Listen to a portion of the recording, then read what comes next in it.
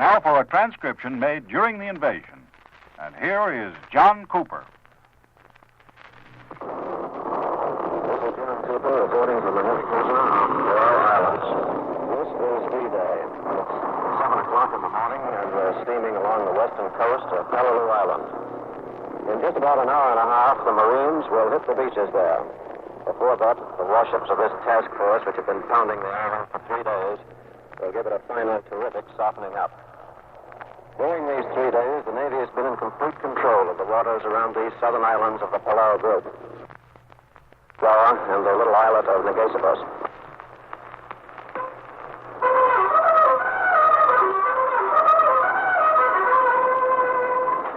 Now general quarters have just sounded. The crew is running to their battle stations, and in just a few minutes, we will start firing. We will start the final bombardment of the beaches before the troops go in. On the sky control bridge, the gunnery are getting reports that the batteries are being checked out, giving quiet orders. The men are stuffing cotton in their ears against the tremendous blast of the big guns. And now, off to our starboard, I can see the whole lineup of ships, dozens and dozens of them, with the landing craft already swung over the side, riding beside the motherships. Before long, the troops will be embarking in the landing craft and putting off for the beaches. But before then, all the warships will line up along the beaches and deliver a final bombardment, which will gather in intensity until 5 minutes before the troops hit the beaches. At that time, all the firing will stop. The planes will give it a final strafing run, and the troops will land.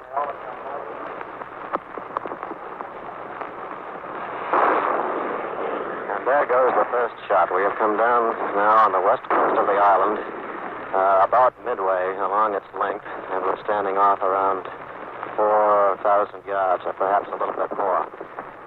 It is a rather gray morning. The sun is hidden behind clouds. The water is a glassy smooth. The island is covered with a heavy cloud of smoke from the previous shellings and bombings which have been going on ever since dawn, and, of course, which have been going on for the last 3 days. There's another 8-inch shell. I can see it travel through the air. It has just landed. A big cloud of black smoke comes up.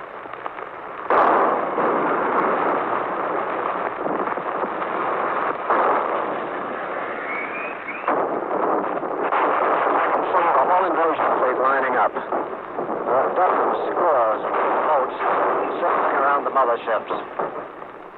The LSTs are moving in, the L-Beaches, the Amtraks, the alligators, so-called, all moving in slowly.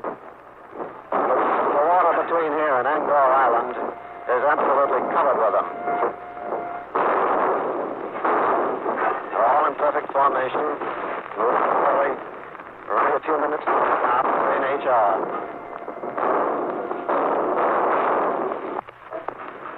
And now the landing boats are coming across the bow, the ship, and are moving in toward the shore.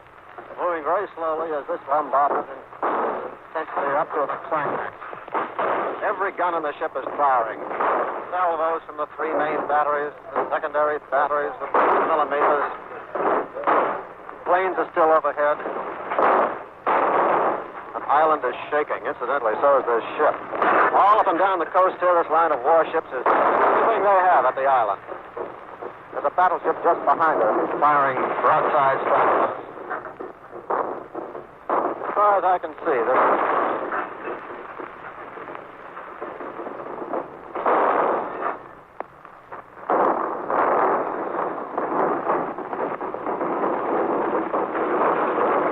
now the landing boats themselves have opened fire.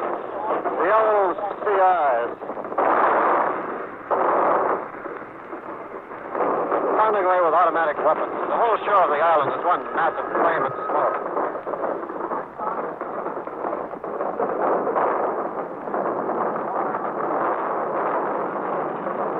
Now that our own ship has ceased fire for a moment, you can hear them in the background.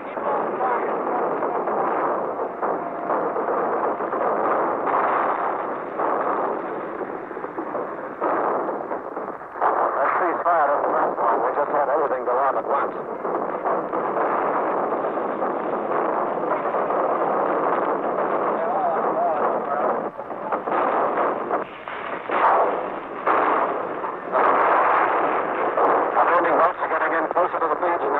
about 2/3 of the way in from the ship.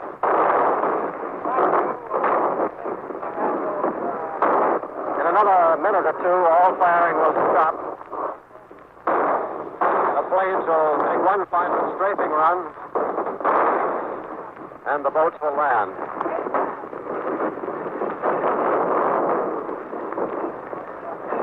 The guns of the ship have ceased firing. The landing craft are still banging away. It's approximately 3 minutes until H hour. The boats are very close to the beaches now.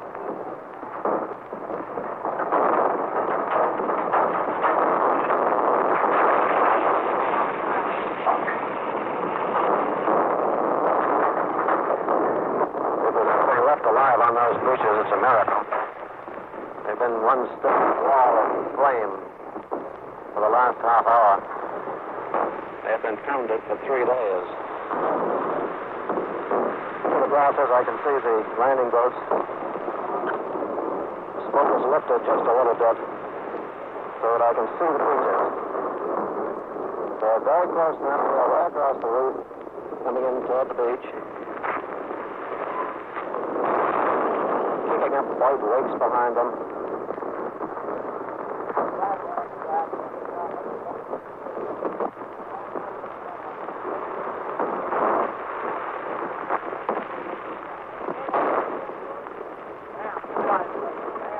Gunfire has practically all died down.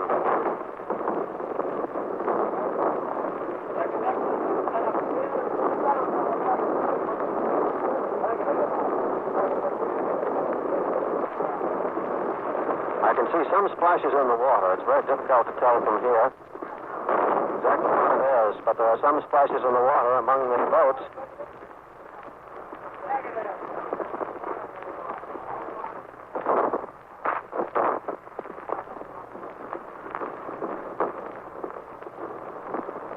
I should say they're having a little trouble, if any, however. They seem to be getting along all right. Now they're close to the beach. This is H hour exactly. And I think that I can see 2 or 3 of them are almost on the beach.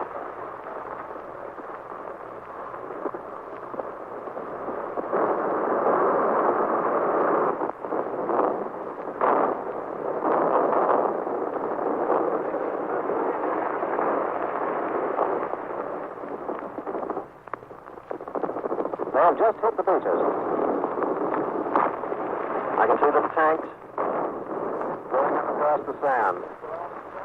There's a very battered fringe of woods just behind the beach. It's been well worked over by this gunfire, and the trees are all stripped bare, a lot of them knocked down. Still enough to provide a fringe. Tanks are moving up.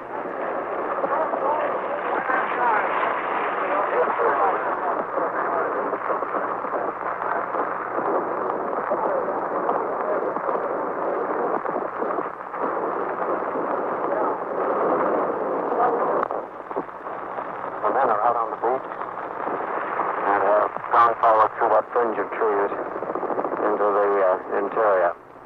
Although I've seen several splashes, I have not seen any boats hit or sunk.